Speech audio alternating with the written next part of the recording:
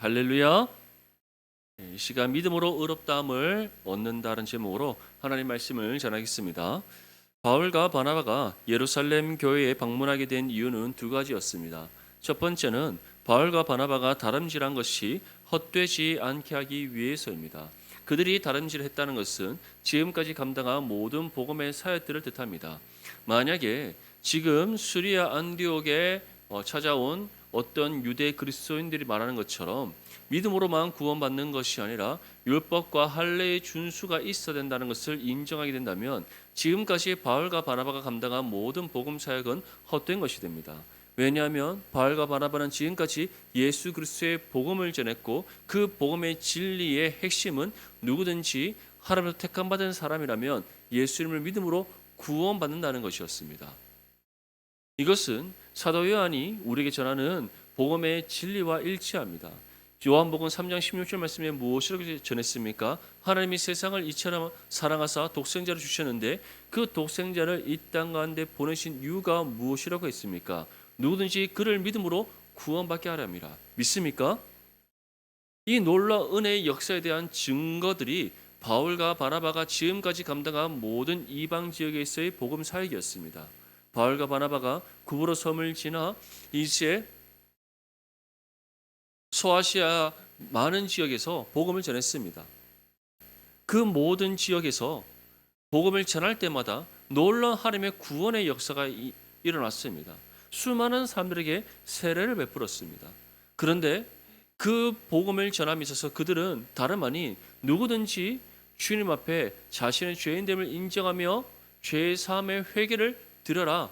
그러면 정말 믿음을 얻어 너희가 구원받게 되고 구원받음으로써 거룩한 하나님의 자녀가 된다. 그 사실을 끊임없이 전했고 이 복음의 진리를 들은 많은 사람들이 하나님을 믿고 자신의 죄인됨을 인정하며 회개함으로써 죄 사함과 함께 새 생명에도 구원받았습니다.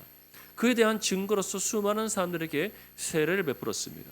그런데 만약 이러한 복음의 사역이 수리아 안디옥 교회에 찾아온 유대 그리스도인들이 주장하고 있는 율법과 할례의 준수가 있어야 된다는 것을 인정하는 순간 다 부정당하는 겁니다.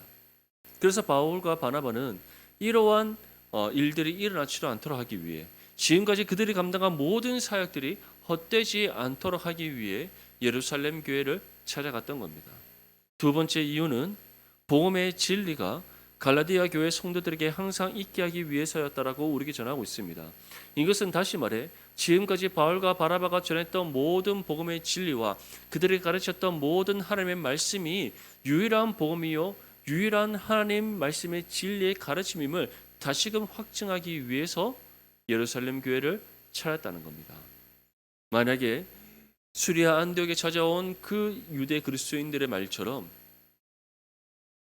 율법과 할례의 준수를 감당하지 않고서는 구원받을 수 없다. 또는 믿음으로 구원받는 것이 아니라 율법과 할례의 준수가 반드시 수반되어야 된다. 이 사실을 인정하는 그 순간 아마 지금까지 바울과 바나바가 전한 모든 복음의 진리, 그들에게 가르쳤던 모든 하나님의 말씀, 이제 더 이상 아무런 효력이 없게 될 겁니다. 오히려 바울과 바나바가 전한 복음의 진리와 바울과 바나바가 가르쳤던 모든 하나님의 말씀의 가르침들이 헛되고 헛된 것이며 또는 거짓된 것이라고 그들은 생각하게 될 것이기 때문입니다.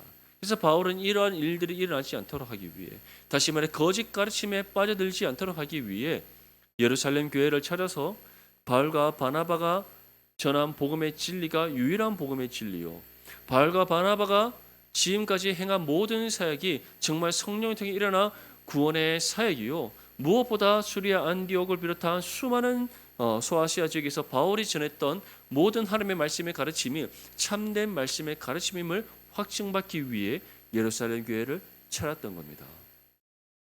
예루살렘 교회에 방문한 바울과 바나바는 한 가지 사실을 증언했습니다. 오직 예수 그리스도의 복음을 믿음으로 구원받는다.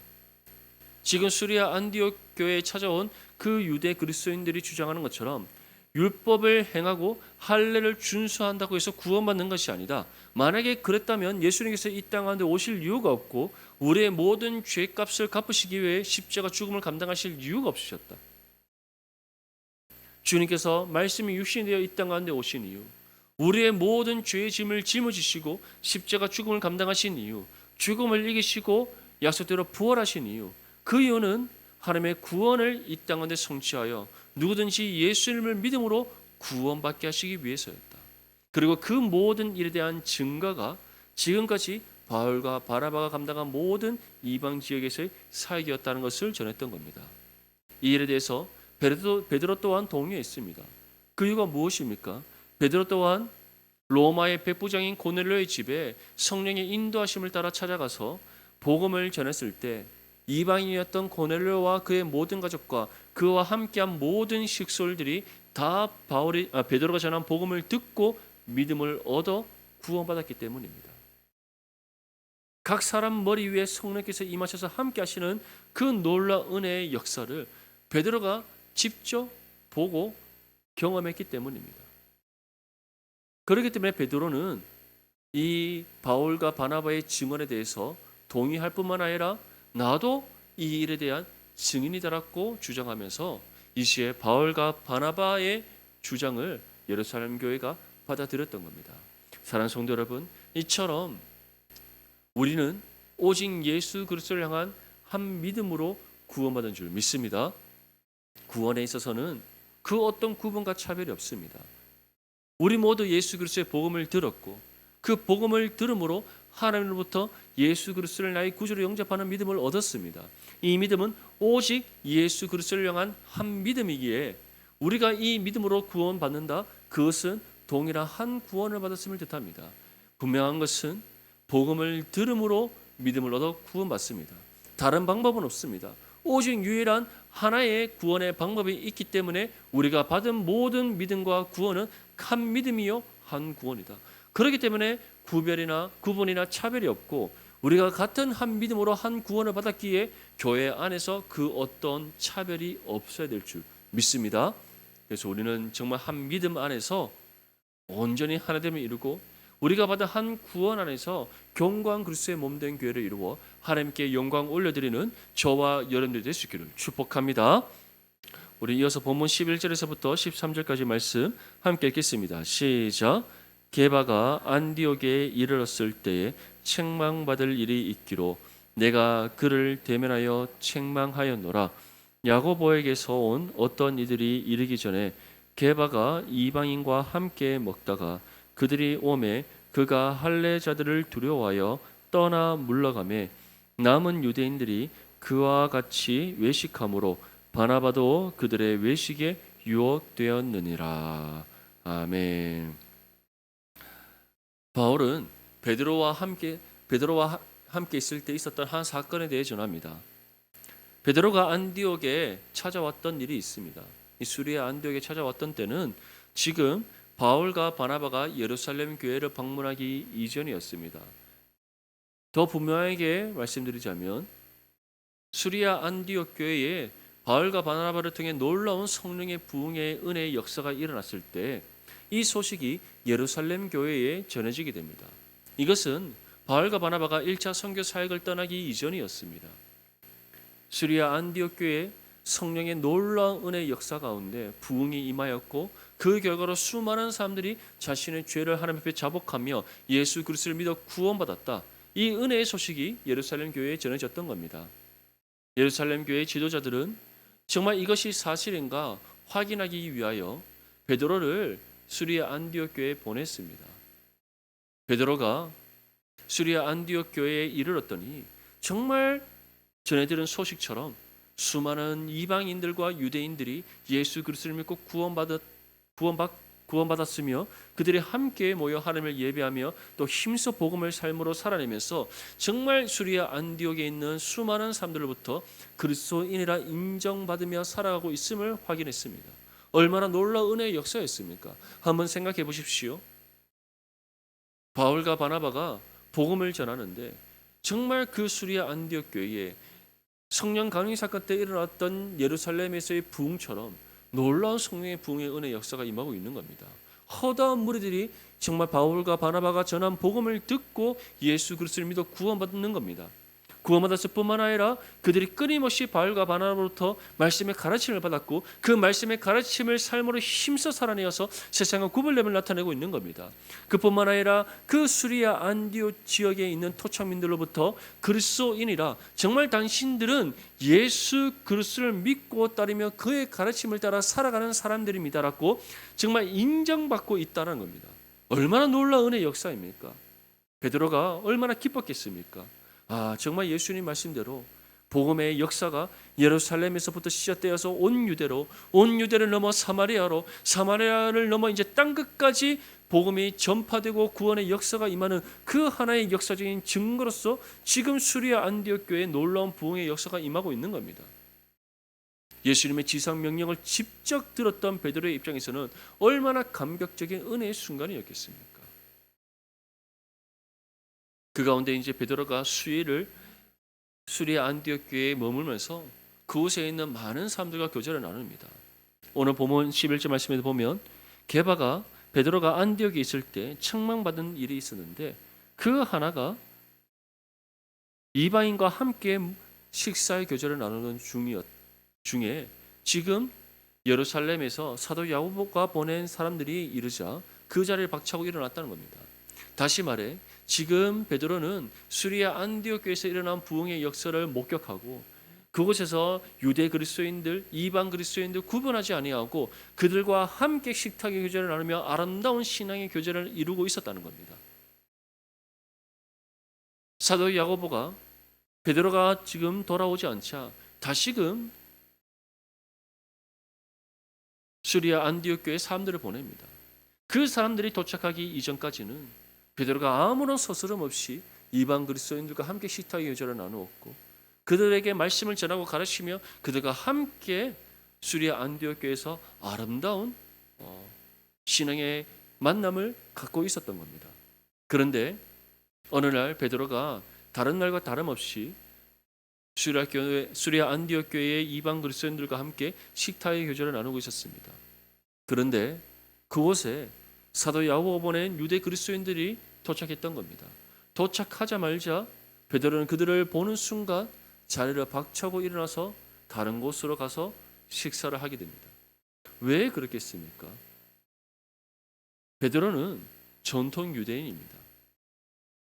전통 유대인이고 또한 베드로의 주 사역지는 예루살렘입니다.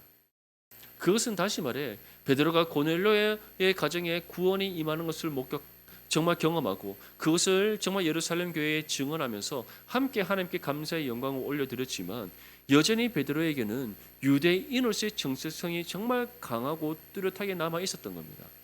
그래서 율법의 가르침을 따라 이방인들과 식사의 교제를 해서는 안 된다라는 그 말씀이 그의 마음속에 깊이 뿌리 잡고 있었고 또 유대로부터 온 그 사람들이 지금 이방 그리스도인들과 함께 식탁의 교제를 나누는 그 베드로의 모습을 보고 책망할까 봐 그것이 두려워 급히 자리를 박차고 떠나버렸던 겁니다.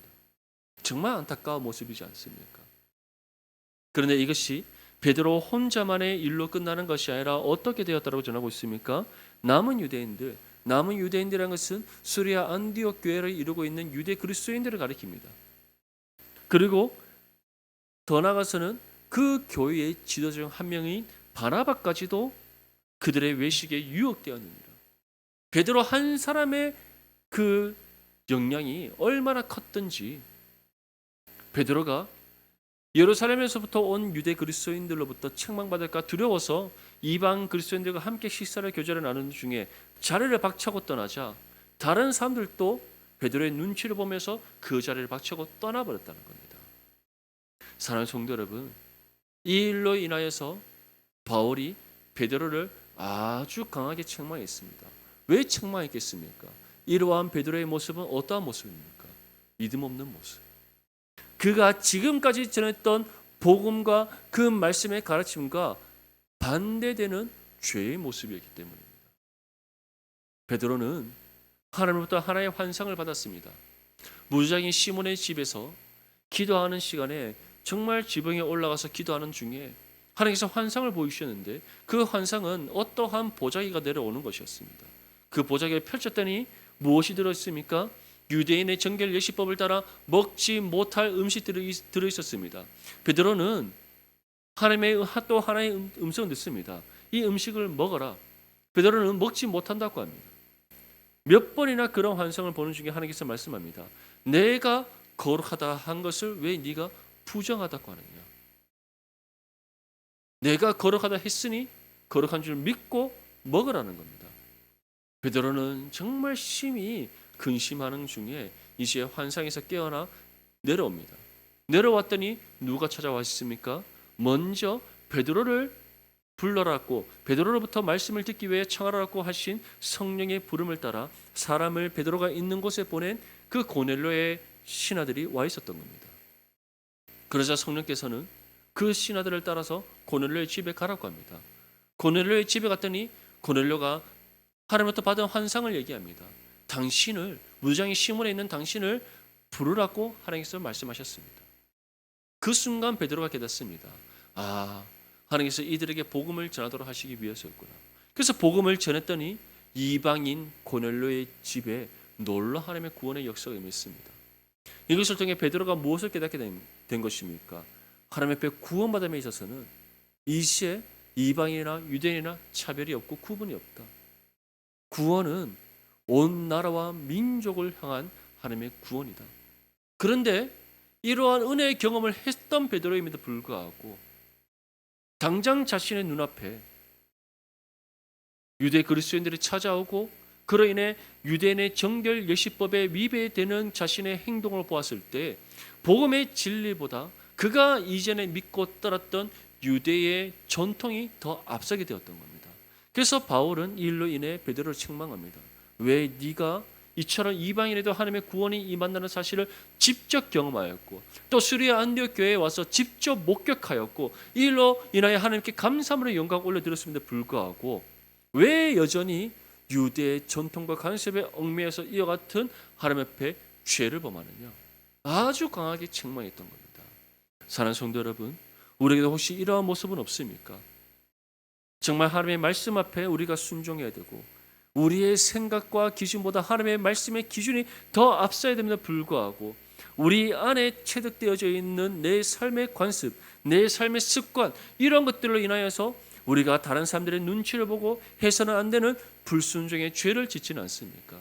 만약에 우리에게 그러한 모습들이 있다면 오늘 시간 주님 앞에 모두 내어놓고 회개할 수 있기를 간절히 소망합니다. 언제나 우리의 삶에는 하나님의 말씀이 절대적인 기준이 되어야 됩니다. 오늘날 이 시대는 포스트 모더니즘이라고 합니다. 포스트 모더니즘이라는 것은 모더니즘, 다시 말해 근대 이후의 시대라고 말합니다. 근대라는 것은 산업혁명 이후에 발전되어진 그 시대를 뜻합니다.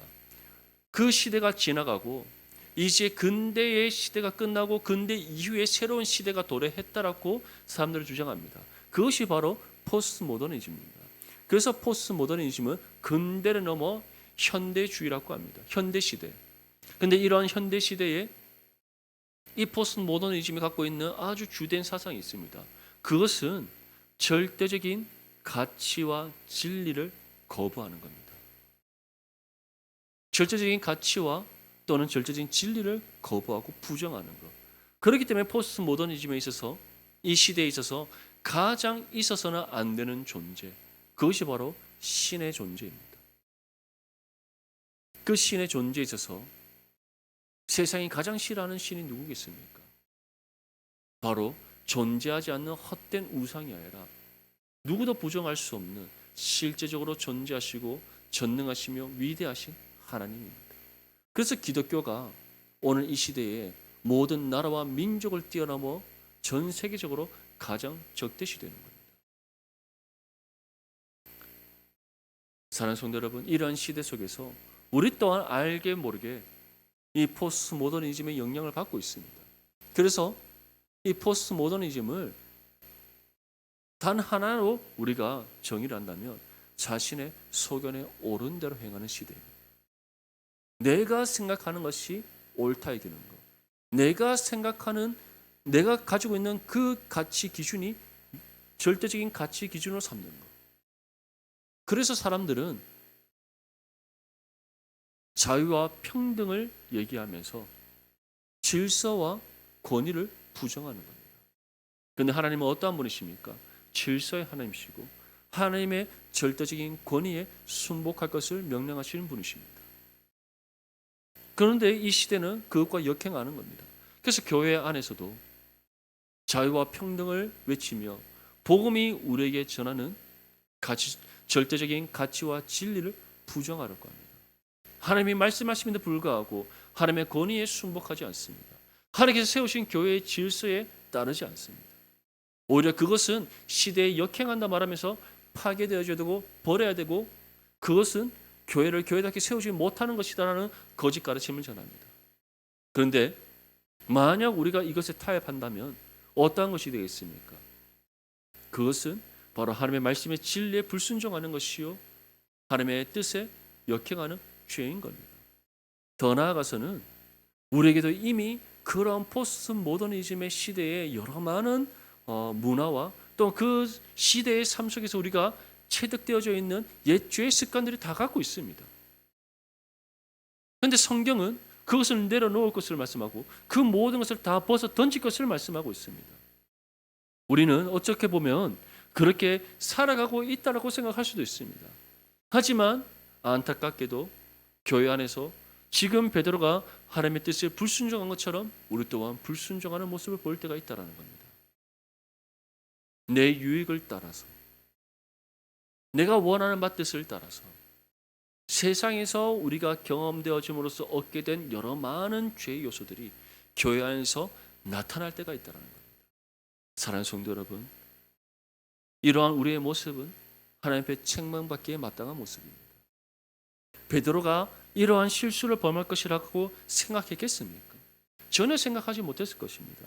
자신도 모르게 나타난 반응일 뿐입니다. 그는 모든 유대의 관습들 다 떨쳐냈을 거라고 생각했을 겁니다. 예수님의 수제자이자 사도로서 정말 놀라운 성령의 권능을 행한 믿음의 사람으로서 그는 자신이 이러한 실수를 행할 것이다 전혀 생각하지 못했을 것입니다. 하지만 자신에게 정말 이러한 일들이 일어났을 때 다시 말해 이방 그리스도인과 식탁의 교제를 나눈 가운데 유대로부터 온 그리스도인들이 찾아왔을 때 그가 이와 같은 반응, 유대의 전통과 관습을 따라서 자신이 책망받을까 두려워 그 자리를 박차고 떠나는 이와 같은 죄의 모습들 나타날 것이다 전혀 생각하지 못했을 것입니다. 마찬가지로 우리 또한 세상에서 경험되어짐으로써 얻게 된 여러 많은 죄의 요소들 언제 어떻게 튀어나올지 알 수 없습니다. 그렇기 때문에 우리는 언제나 말씀과 기도로 깨어 있어야 되고 성령을 의지함으로 믿음의 겸손함으로 하나님의 말씀의 뜻을 따라 살아가고자 내 자신을 저 죽기까지 복종하는 자리로 나아가야 될 줄 믿습니다. 이어서 바울은 다음과 같이 우리에게 전합니다. 우리 14절 말씀 함께 읽겠습니다. 시작. 그러므로 나는 그들이 복음의 진리를 따라 바르게 행하지 아니함을 보고 모든 자 앞에서 게바에게 이르되 내가 유대인으로서 이방인을 따르고 유대인답게 살지 아니하면서 어찌하여 억지로 이방인을 유대인답게 살게 하려느냐 하였노라. 아멘. 지금 이 14절의 말씀을 한 줄로 요약하자면 네가 복음을 삶으로 온전히 살아내지 못하면서 어찌하여 복음을 다른 사람들에게 복음을 따라 살아가라고 말할 수 있느냐라는 책망인 겁니다. 사랑하는 성도 여러분, 오늘 이 시대에 우리가 선한 은혜의 영향력을 발휘하는 삶이 되기 원한다면 우리가 먼저 복음을 삶으로 온전히 살아내야 됩니다. 믿습니까?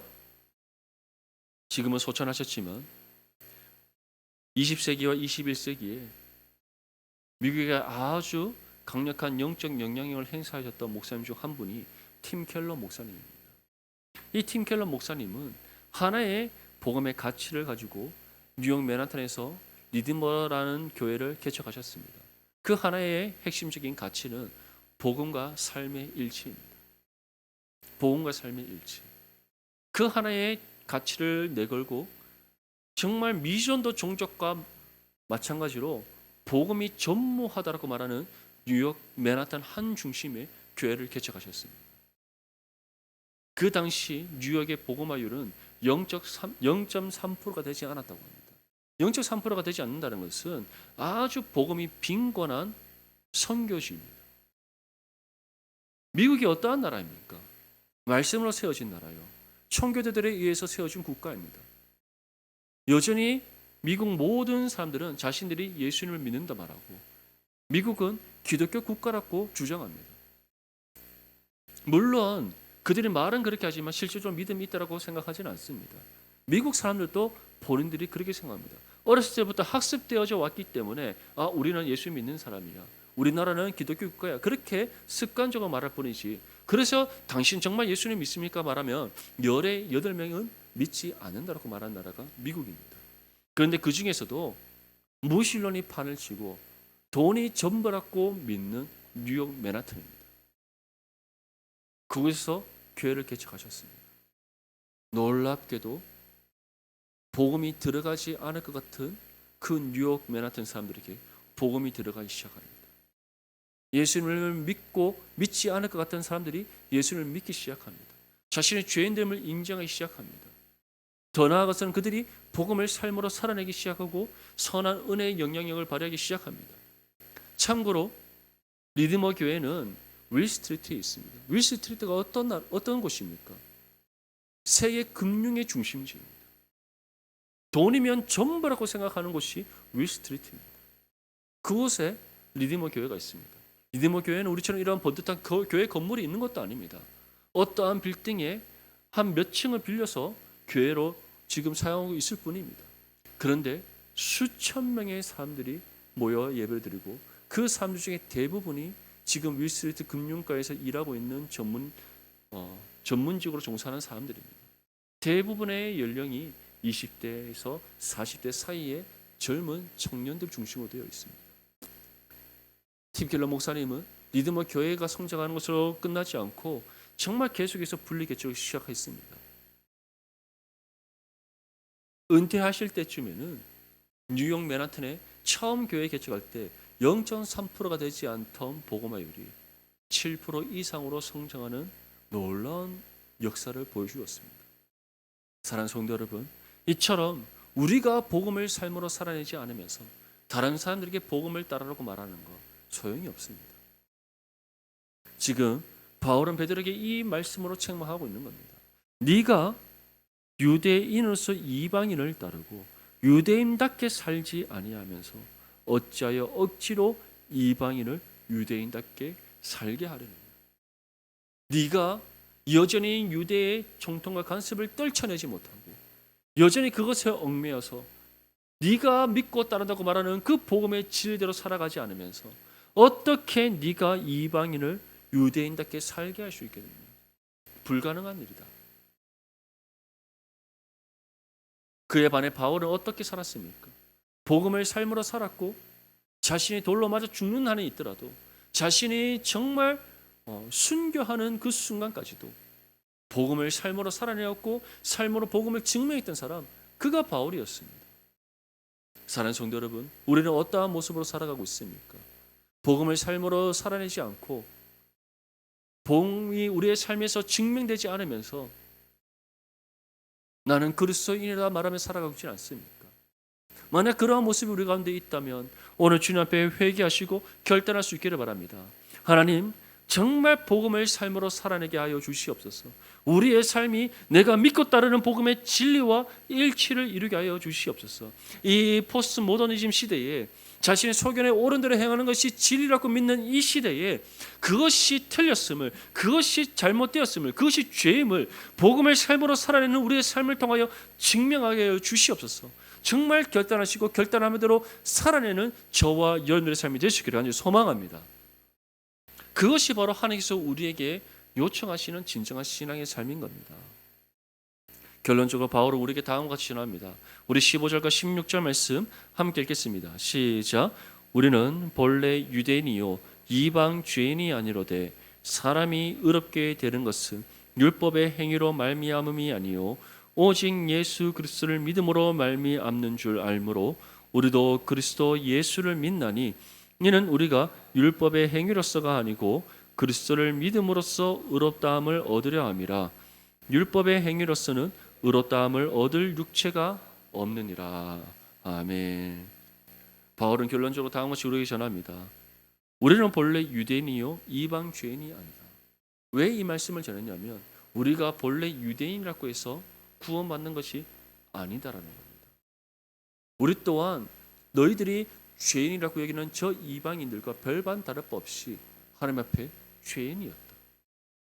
우리가 유대인이라고 해서 여전히 선택받은 민족으로 착각하지 말라. 언약 백성이라고 착각하지 말라. 우리에게만 하나님의 구원이 임한다라는 착각을 버려라. 우리가 본래 유대인이었으나 저 이방 죄인들처럼 임박한 하나님의 심판의 진노 아래 있었고 하나님 앞에 심판받아 멸망에 이르게 마땅한 죄인이었다. 그 말씀을 하고 있는 겁니다. 그러면서 사람이 의롭게 되는 것은 무엇으로 되는 것이 아니다? 율법의 행위로 되는 것이 아니다. 율법의 행위로 되지 않는 이유는 무엇입니까? 어느 누구도 율법의 완전한 준수를 행할 수가 없고 율법의 완전한 준수를 통하여 하나님 앞에 의롭다함을 얻을 사람 아무도 없기 때문입니다. 무엇보다 우리는 죄인이고 죄인의 우리는 부패하였으며 구원에 이를 수 없는 존재이기에 아무리 우리가 율법을 온전히 행하고자 할지라도 행할 수 없는 전적으로 무능력한 존재라는 겁니다. 그래서 율법의 행위로서는 어느 누구도 구원받을 수 없다. 구원은 어떻게 받는다? 오직 예수 그리스도를 믿음으로 얻는다. 믿을 수 있기를 간절히 소망합니다. 그러면서 다음과 같이 우리에게 전합니다. 우리도 그리스도 예수를 믿나니 다시 말해 우리 유대인들도 예수 그리스도를 믿음으로 구원받아 하나님으로부터 의롭다함을 얻었다. 이것은 율법의 행위가 아니다. 오직 예수 그리스도를 믿는 믿음이다. 그렇기 때문에 그리스도를 믿음으로써 의롭다함을 얻는다. 사랑하는 성도 여러분, 우리가 이 진리를 믿는 거룩한 하나님의 자녀라면 우리는 어떠한 경우에도 나의 내됨을 자랑하거나 또는 한 몸이라는 지체를 차별하는 일이 없어야 될 줄 믿습니다. 더 나아가서는 이 은혜가 어떠한 것을 우리에게 주어졌습니까? 값없이 베푸시는 하나님 은혜의 선물로 주어졌습니다. 믿습니까? 정말 이 믿음이 우리 가운데 있다면, 이 사실을 믿는 믿음이 우리 가운데 있다면 이 은혜에 합당하게 이시의 복음을 삶으로 살아내는 저와 여러분들이 될 수 있기를 소망합니다. 베드로처럼 여전히 옛 죄의 습관을 떨쳐내지 못한 채 자신도 생각하지 못한 때에 그 옛 죄의 습관을 따라 행함으로써 죄를 범하는 것이 아니라 정말 내 자신을 죽기까지 하나님의 말씀의 뜻을 따라 살아가고 정말 순종하며 삶으로 정말 복음을 온전히 살아내요. 하나님의 마음에 합하며 우리의 삶으로 복음을 증가하는 거룩한 믿음의 삶이 되시기를 소망합니다. 이것이 예수를 믿음으로 구원받아 의롭다함을 얻은 하나님의 자녀로서 살아내야 될 신앙의 삶입니다. 오늘 바울이 베드로와 있었던 이 사건을 우리에게 전하는 이유가 무엇이겠습니까? 다름 아니 너희가 정말 예수를 믿음으로 구원받아 의롭다함을 얻었느냐? 또 이 사실을 너희가 진정으로 믿느냐? 그렇다면 이 믿음 가운데 복음을 삶으로 살아내어라. 그래서 너희가 믿는 그 복음의 진리를 삶으로 증명하여라. 이것이 진정으로 구원받은 하나님의 자녀로서 합당한 삶이다. 이 사실을 믿고 정말 이 믿음대로 말씀을 삶으로 살아내어 복음을 우리의 삶으로 증거하며 세상 가운데 놀라운 복음의 능력을 나타내는 저와 여러분들의 삶이 될 수 있기를 주님의 이름으로 축복합니다.